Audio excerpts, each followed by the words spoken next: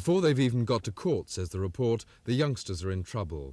Of the 150 appearing for the first time, a greater number of black or ethnic youths were prosecuted instead of just cautioned. Once in court, they're twice as likely to be put in custody instead of perhaps fined. If they denied the charge, only 30% were cleared compared to 50% of whites. These two youngsters claim they suffered at the hands of police, but because they're juveniles, they can't be identified. I was just leaving the market now, and then this van pulls up and the policewoman calls the van over. And they pushed me in the van, and then I was knocked out for a little while.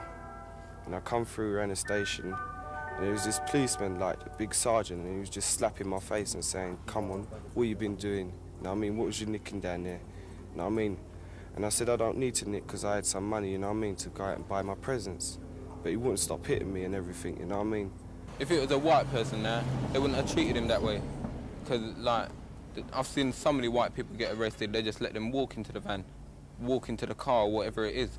But when it's a black person, they kind of rough you up. It could be any black person, they rough you up.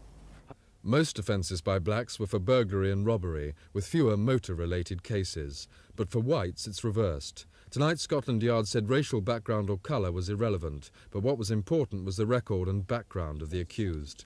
Researcher Jonathan Tippler spent a year and a half questioning youngsters and says his findings are disturbing. His study is now being examined by the Commission for Racial Equality for possible wider investigation. The consequences will be that the level of mistrust that there is between a number of black youths and the police and with the courts can only be increased, and that is very, very unhealthy and destructive.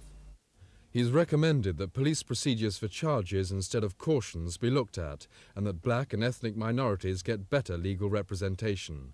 Then there's a call for more racial awareness with special training for magistrates, and an end to the white middle-class dominance of the bench.